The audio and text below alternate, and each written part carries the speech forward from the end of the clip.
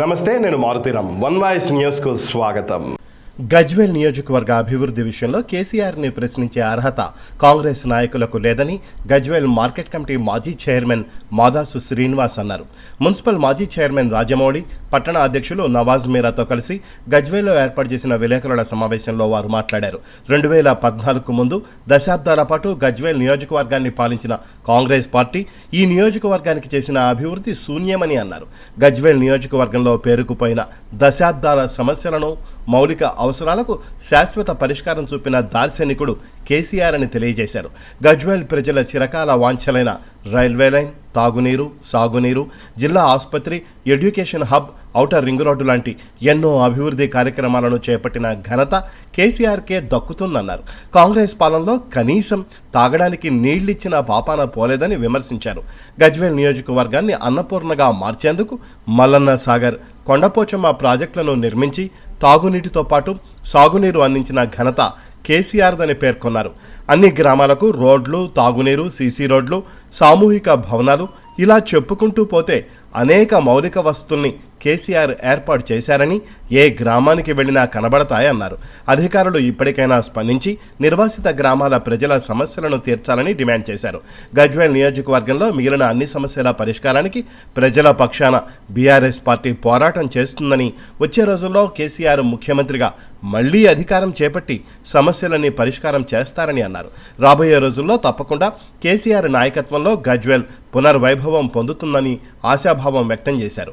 ఈ సమావేశంలో Gajwel Pragnapur town president Nawaz మీరా, మాజీ కౌన్సిలర్లు బొగ్గుల చందు, మార్కంటి కనకయ్య, మామిడి శ్రీధర్, చీరాల మల్లేశం, నాయకులు రమేష్ గౌడ్, ఉమర్, నిజాముద్దీన్, శివకుమార్, హనుమంతరెడ్డి, అక్రమ్, స్వామి తదితరులు పాల్గొన్నారు.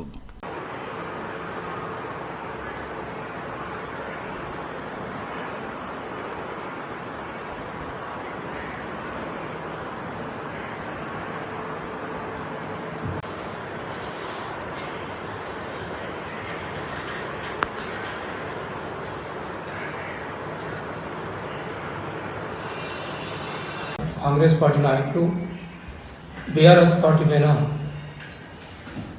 అబాండాలు వేస్తూ పబ్బం కట్టుకునే విధంగా మాట్లాడుతున్నారు. కొట్లాడి తెచ్చుకున్నటువంటి తెలంగాణ రాష్ట్రానికి తొలి ముఖ్యమంత్రి మన గజ్వేల్ గడ్డపైనే మన ప్రజల అభిమానంతో గెలిచి 2 సార్లు ముఖ్యమంత్రిగా అయ్యి ఈ తెలంగాణ రాష్ట్రాన్ని భారతదేశంలోనే నంబర్ 1 రాష్ట్రంగా తీర్చిదిద్దినటువంటి నాయకుడు కేసీఆర్ గారు. ఆయనను అనే స్థాయి వాళ్ళకు లేదు. ఎందుకంటే ఈరోజు గజ్వేల్ పట్టణము, గజ్వేల్ నియోజకవర్గము తెలంగాణకు రోల్ మోడల్గా ఉంటూ ఎన్నో అభివృద్ధి కార్యక్రమాలు చేపట్టడం జరిగింది. మనం వాస్తవంగా చూస్తే గుండె మీద చేసుకొని ఏ నాయకుడైనా మాట్లాడితే మంచిగా ఉంటుంది. 50 సంవత్సరాలు మనము ముందుకు పోయినాం, ఇది ప్రజలందరికీ తెలుసు. కాకపోతే ప్రజల విశ్వాసం వాళ్ళు తీసుకొని కళ్ళబొల్లి మాటలతో గద్దెనెక్కి ఈరోజు ఇచ్చిన హామీలను పక్కకు పెట్టి వ్యక్తుల మీద దూషిస్తూ పబ్బం గడిపే విధంగా మాట్లాడడం సమంజసం కాదు. అభివృద్ధిలో కలిసి రండి. బీఆర్ఎస్ పార్టీ అభివృద్ధికి ఎప్పుడు కూడా ముందుకుంటుంది. ఈరోజు కేసీఆర్ గారు ఇవ్వని హామీలను కూడా కొత్త కొత్త పథకాలు ప్రవేశపెట్టి జనరంజకమైన పాలన కొనసాగించినటువంటి నేత కేసీఆర్ గారు. అలాగే జిల్లా మంత్రి హరీష్ రావు గారి సారథ్యంలో గత 10 సంవత్సరాలు కూడా గజ్వేల్ అభివృద్ధి చేయలేదంటే ఎవరు ఎక్కడికి వచ్చినా చర్చకు సిద్ధంగా ఉన్నాం. కాకపోతే కళ్ళబొల్లి మాటలు చెప్పి పబ్బం గడుపుకొని ఇతర నాయకుల మీద దూషిస్తూ వాళ్ళు వ్యక్తిగతంగా మాట్లాడడం కరెక్ట్ కాదు. గజ్వేల్ అనేది ఇవాళ ఏ శాఖలో చూసుకున్నా, ఇటు వ్యవసాయ రంగంలోనే కానీ, అటు విద్యారంగంలోనే కానీ, అటు ఆరోగ్యపరంగానే కానీ ఎన్నో అభివృద్ధి కార్యక్రమాలు చేసినటువంటి అంతా బీఆర్ఎస్ పార్టీది. కొండపోచమ్మ, మల్లన్న సాగర్ కూడా మన దగ్గరనే ఉన్నది. రైతాంగానికి నీళ్లు ఇచ్చి గత 10 ఏళ్ల నుంచి కూడా మండు టెండర్లో కూడా మత్తలు దుంకినటువంటి సంఘటనలు మనము చెరువుల కుంటలు నిండి కలకలాడినటువంటి సంఘటన మనకు తెలుసు. కానీ దురదృష్టవశాత్తు ఈ సంవత్సరము ఇప్పుడు నీటికి కరువు మొదలైంది. త్రాగునీటికి సాగునీటికి కూడా మనకి ఇబ్బంది ఉన్నది.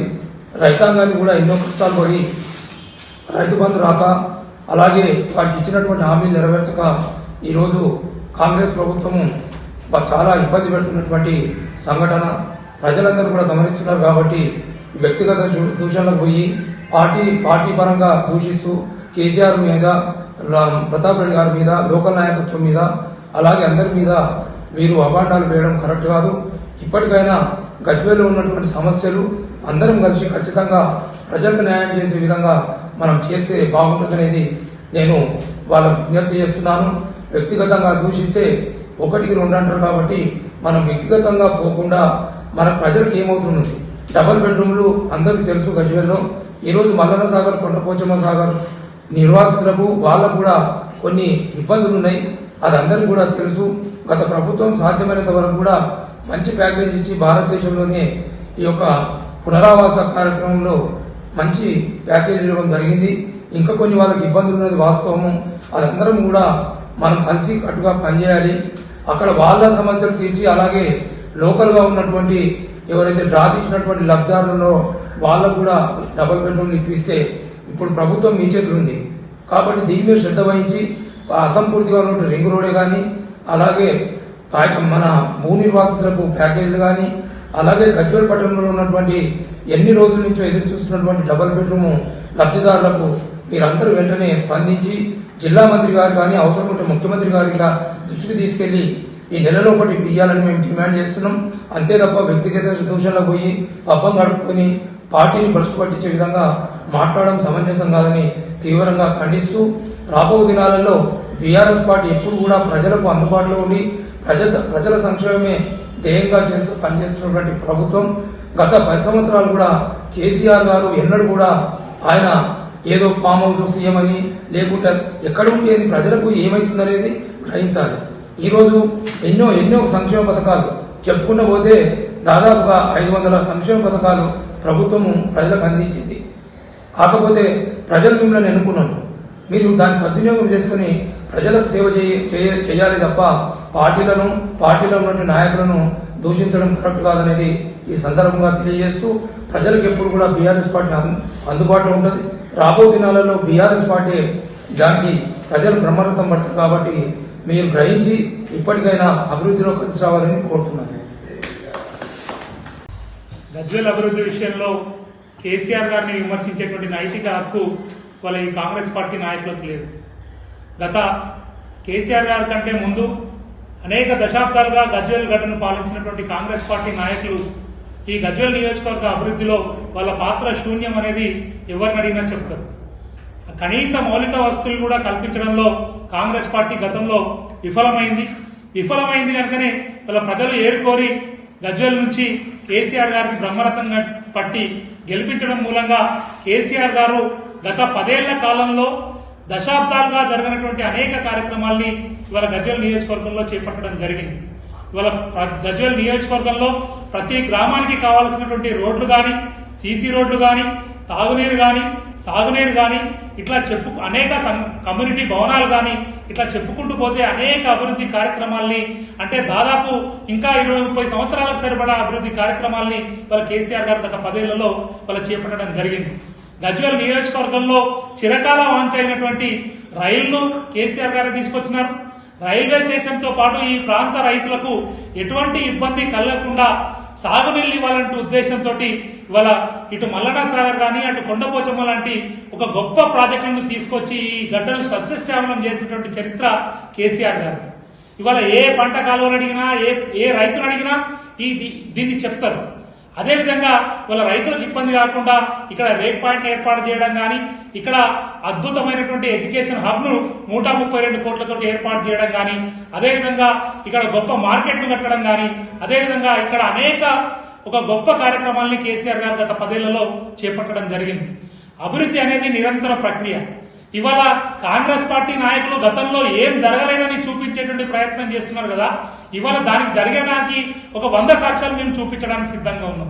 కోడిగుడ్డు మీద ఈకలు పీకేటువంటి సంస్కృతి మీది కనుక ఇవాళ చేయనటువంటి చిన్న చిన్న కార్యక్రమాలను పట్టుకొని మీరు రెచ్చగొట్టి కేసులు వేయించి ఆపినటువంటి ఔటర్ రింగ్ రోడ్ లో ఒక చిన్న ముక్కను పట్టుకోను, లేదా ఇవాళ ఇవాళ రింగ్ రోడ్ రేడియల్ రోడ్లలో నీ ఇళ్లను కోల్పోయినటువంటి చిన్న చిన్న సమస్యల్ని తీసుకొచ్చి వాటిని భూతత్వంలో పెట్టి కేసీఆర్ గారి ప్రభుత్వం ఏం చేయలేదనే ఉద్దేశాన్ని ప్రజల్లో నింపేటువంటి ప్రయత్నం చేస్తున్నాం.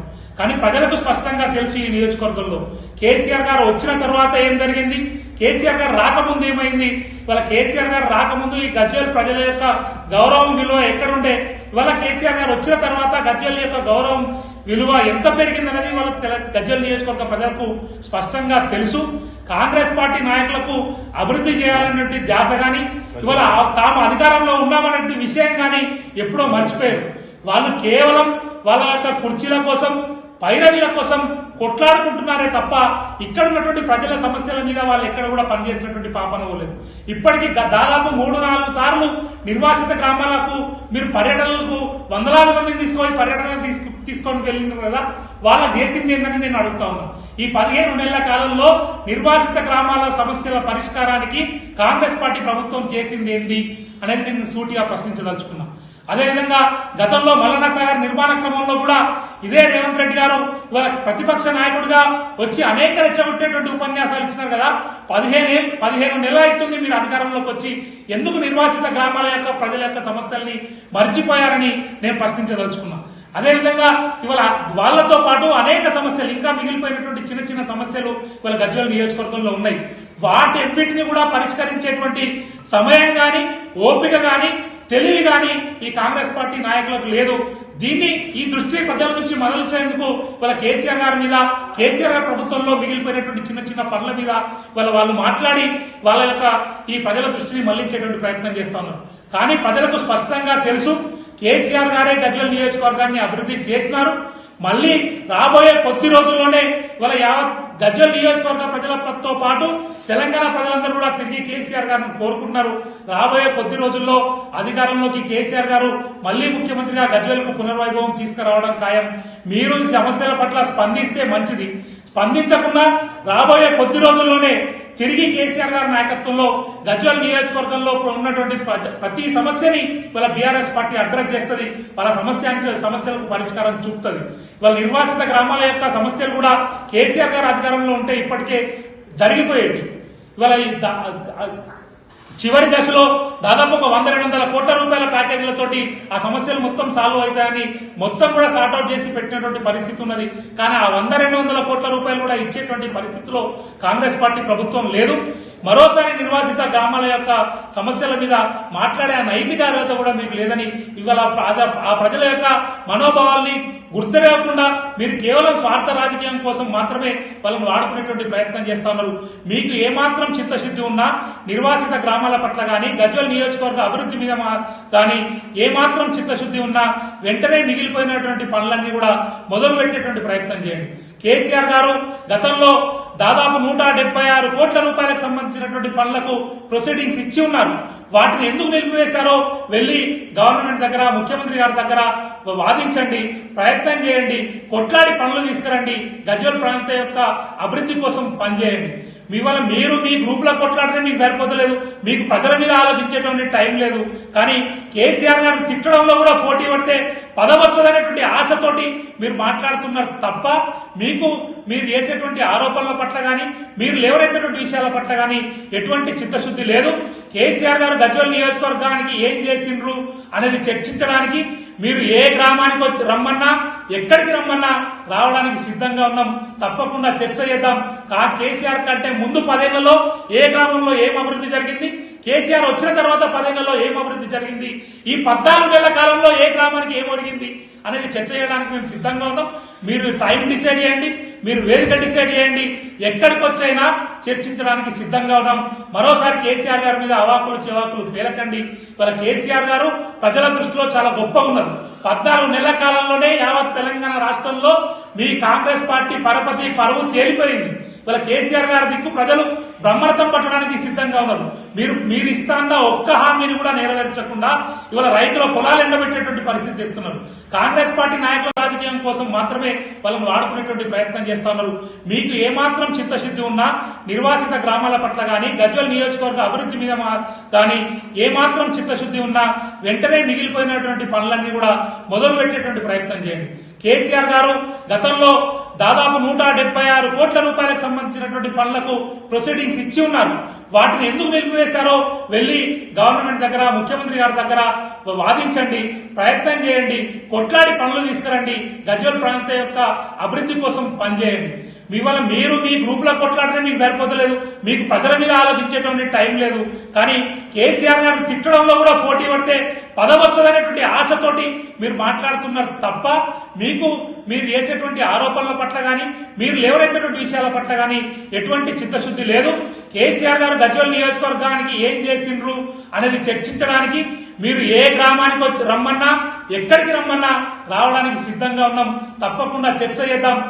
కేసీఆర్ కంటే ముందు 10 ఏళ్లలో ఏ గ్రామంలో ఏం అభివృద్ధి జరిగింది, కేసీఆర్ వచ్చిన తర్వాత 10 ఏళ్లలో ఏం అభివృద్ధి జరిగింది, ఈ 14 ఏళ్ల కాలంలో ఏ గ్రామానికి ఏం ఒరిగింది అనేది చర్చ చేయడానికి మేము సిద్ధంగా ఉన్నాం.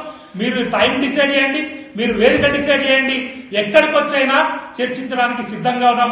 మరోసారి కేసీఆర్ గారి మీద అవాకులు చెవాకులు పేలకండి. ఇవాళ కేసీఆర్ గారు ప్రజల దృష్టిలో చాలా గొప్పగా ఉన్నారు. 14 నెలల కాలంలోనే యావత్ తెలంగాణ రాష్ట్రంలో మీ కాంగ్రెస్ పార్టీ పరపతి పరువు తేలిపోయింది. ఇవాళ కేసీఆర్ గారి దిక్కు ప్రజలు బ్రహ్మరథం పట్టడానికి సిద్ధంగా ఉన్నారు. మీరు ఇస్తాన్న ఒక్క హామీని కూడా నెరవేర్చకుండా ఇవాళ రైతుల పొలాలు ఎండబెట్టేటువంటి పరిస్థితి తెస్తున్నారు. కాంగ్రెస్ పార్టీ నాయకులకు ఏమాత్రం చిత్తశుద్ధి ఉన్నా గజ్వేల్ నియోజకవర్గంలో ఇంకా రుణమాఫీ కానటువంటి రైతుల యొక్క రుణమాఫీ చేయించడంలో మీ చిత్తశుద్ధిని ప్రదర్శించండి. ఇంకా ఇక్కడ రైతు బంధు ఇప్పటికీ అమలు కావడం లేదు, సరి అయినటువంటి టైంలో రైతు బంధు రావడం లేదు. దాని మీద మీరు మాట్లాడండి, మీ ప్రభుత్వంతో పనిచేయించండి. అదేవిధంగా ఇవాళ రైతు బీమా కూడా సకాలంలో వచ్చేటువంటి పరిస్థితి లేదు, దాని మీద మాట్లాడండి. ఇవాళ పెళ్లి ఏడాది గడుస్తున్నా కళ్యాణ లక్ష్మి చెక్కులు వస్తలేవు, దాని మీద మాట్లాడండి. ఇవాళ కేసీఆర్ కిట్టు బంద్ చేసిర్రు, దాని మీద మాట్లాడండి. ఇవాళ కాంగ్రెస్ కేసీఆర్ గారి నాయకత్వంలో అద్భుతమైనటువంటి హాస్పిటల్ నిర్మాణం చేసినాం. ఇవాళ ఆ హాస్పిటల్లో వసతులు సమకూర్చి స్టాఫ్ ను రిక్రూట్ చేసి ఆ హాస్పిటల్ ఓపెన్ చేసేటువంటి ప్రయత్నం చేయండి. ఇవేమీ చేయకుండా ఇవాళ కేవలం కేసీఆర్ గారి మీద మాట్లాడడం ద్వారా ప్రజలు దాన్ని హర్షించరు. ప్రజలు తప్పకుండా మిమ్మల్ని తిరస్కరిస్తారు. గతంలో ఏ ఎన్నికైనా గజ్వేల్ నియోజకవర్గంలో కేసీఆర్ కే బ్రహ్మరథం పట్టిండ్రు.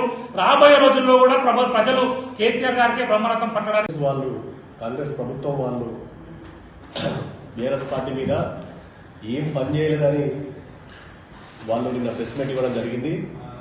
అసలు గజ్వేల్లో ఒక గజ్వేల్ ప్రజ్ఞాపకం నుంచి ఉన్న రోడ్డునే కాంగ్రెస్ ప్రభుత్వం పాలించినప్పుడు ఏం పని చేయలేదు.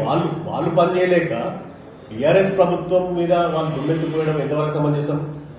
ఇలా 2 ప్రాజెక్టులు కట్టి మల్లన సాగర్, కొండపోచమ్మ సాగర్ బీఆర్ఎస్ ప్రభుత్వం మన కేసీఆర్ గారు ఒక గజ్వేల్ కాన్స్టిట్యున్సీకి కాకుండా ఇంకా అన్ని జిల్లాలకు వచ్చే విధంగా ప్రాజెక్టులు కట్టి ఇలా ప్రాజెక్టులో నష్టపోయిన వాళ్లకు మల్లన సాగర్ వాళ్ళకు కానీ కొండపోచమ్మ సాగర్ వాళ్ళకు కానీ డబుల్ బెడ్రూమ్ కట్టి మంచి డెవలప్ చేసి ఇచ్చి కొద్దిగా గొప్ప చిన్న వాళ్ళకు అన్నదమ్ములకు కానీ ఒంటరి మహిళలకు కానీ నష్టపరిహారం కొంచెం పెండింగ్ ఉండొచ్చు. ఆ విషయంలో వీళ్ళు మాట్లాడడం ఎంతవరకు సమంజసం? వీళ్ళు ఏడాదిన్నర అవుతుంది ప్రభుత్వం ఏర్పాటు చేసి, వీళ్ళు ఏం చేసినాడు గజ్వేల్ కాన్స్టిట్యున్సీకి? ₹1 ఏమన్నట్టు వచ్చి డెవలప్ చేసినారా? వీళ్ళు కళ్ళబొల్లి మాటలు మాట్లాడుతున్నారు. బీఆర్ఎస్ ప్రభుత్వం నుంచి ఒక ఆయన చైర్మన్ అవుతాడు, మాజీ చైర్మన్, ఆయన మాట్లాడతాడు. బీఆర్ఎస్ ప్రభుత్వంలో చైర్మన్ అవుతాడు, ఆయన మళ్ళీ ప్రభుత్వం మీద దుమ్మెత్తి పోస్తాడు. ఎంతవరకు సమంజసం అది? ₹1 అయినా వాళ్ళు గజ్వేల్ కాన్స్టిట్యున్సీకి పనిచేసి చూపించండి.